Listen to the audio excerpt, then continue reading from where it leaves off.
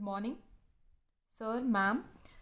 The topic of our lecture is RMS values in AC circuits. So, before moving to the main topic, RMS values, first we will discuss some basic terminologies which can be used in this topic, right? So, as we know, we have studied our current from 10th class onwards. In that, we will have two kinds of current, that is DC and AC current, right? So, DC current stands for the direct current, and AC current stands for the alternating current.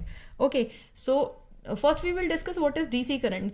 The current which having the fixed value is known as the direct current. So some direct value, when we have some direct value, like we have 5 ampere, when we can say we have 5 ampere of current, so it will be 5 ampere.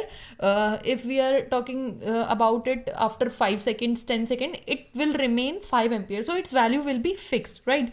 But in case of alternating current, the value will be variable. So that current will be your alternating current, which can alternatively changes by some cycle. अगर हम उसको graphically denote करें, so it have some values like that. जैसे कि direct current में क्या था, अगर मैं time axis का current के साथ graph बनाऊँ, so on x axis we will represent time and on y axis we will represent current. So अगर इनके बीच में graph draw किया जाए, we will have the value of current. Suppose this will be some 5 ampere. तो अगर मैं कहूँ 5 seconds पे current की value क्या है in DC circuit, so it will be 5 ampere. अगर मैं कहूँ 10 एम्पियर पे 10 सेकेंड्स पे कितनी है, so it is again 5 ampere. और 15 सेकेंड्स पे बात की जाए तब भी इतना, मतलब throughout the span of the time period we have a fixed value of 5 ampere that will never change, right? So it does not depend on the time. But in AC circuit we have some different values at each and every instant of time. Suppose we are talking about the time at this instant. अगर इसको कहें 2 second 4 second बाद, फिर 6 second बाद, अगर यहाँ पे हम करंट की वैल्यू मेजर करें, so it will have some value 2 ampere. Next पे देखें तो it will be some greater than the 2 ampere, but it is not 2 ampere. So the value of current will be variable. When the value of current will be variable, it will not fixed, then the current is known as your alternating current. So these are the two types of current, direct current and alternating current. But we are studying the RMS values in AC circuits. So basically the RMS values arrive due to this alternative behavior of the current, right? So now first we will discuss direct current. By comparing that direct current with the alternating current, we will go to the expression of RMS values, right? So here we have DC current value. Suppose if we assume some we are having a circuit and we are applying some current capital I, and that capital I current will be your DC current is passing through a resistance R.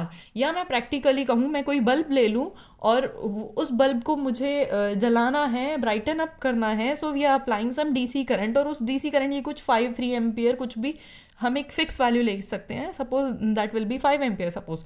So every appliance, as we know, every appliance has some resistance in it, that is कोई भी resistance हो सकता है. किसी भी appliance के बारे में बात करें तो चाहे ट्यूबलाइट हो, चाहे फ़ैन हो, each and every appliance have some resistance, right?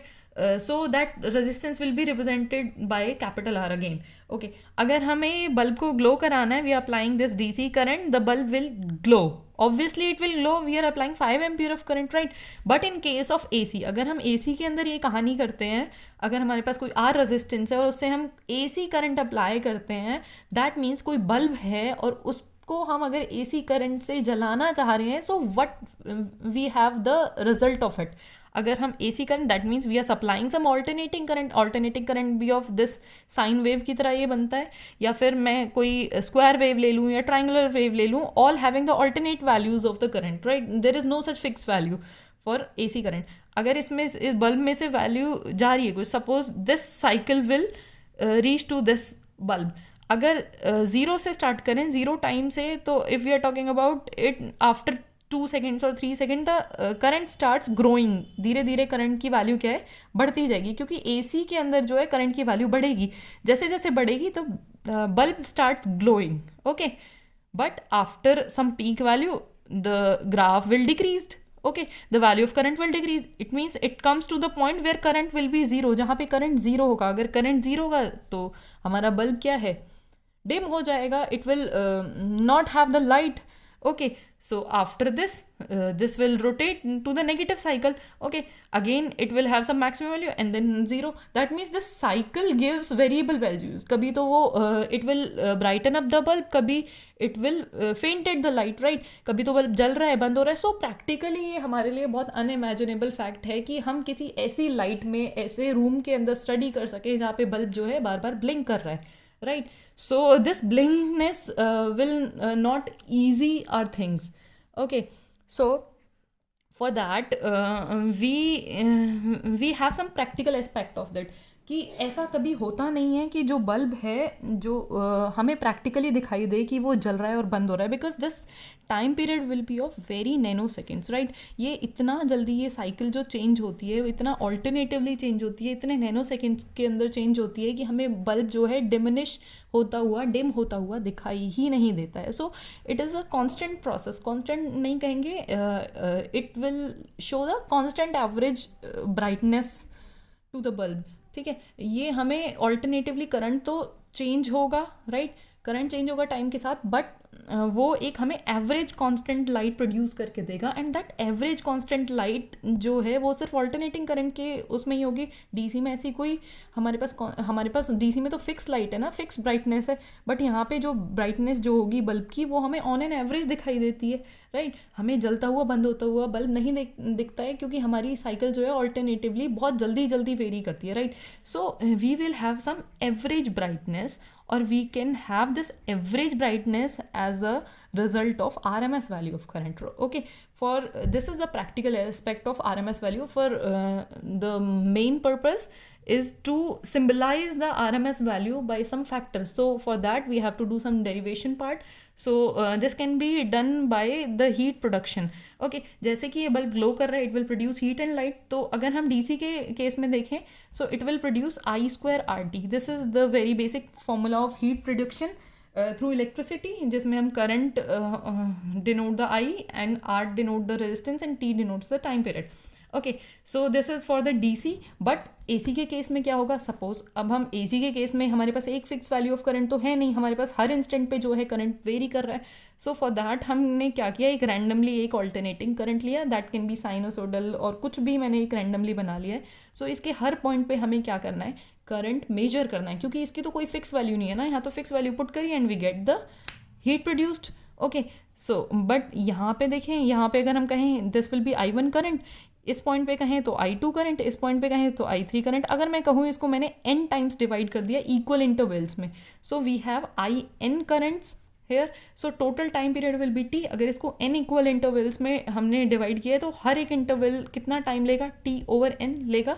Okay, so for that अगर मैं सिर्फ इस I1 के लिए कैलकुलेट करना चाहूँ heat produce, so that will be I1 square R into time. So time for this span will be T/n, and again for this span will be I2 square R T/n, और n के लिए भी हम ऐसे define कर सकते हैं. So for total heat produced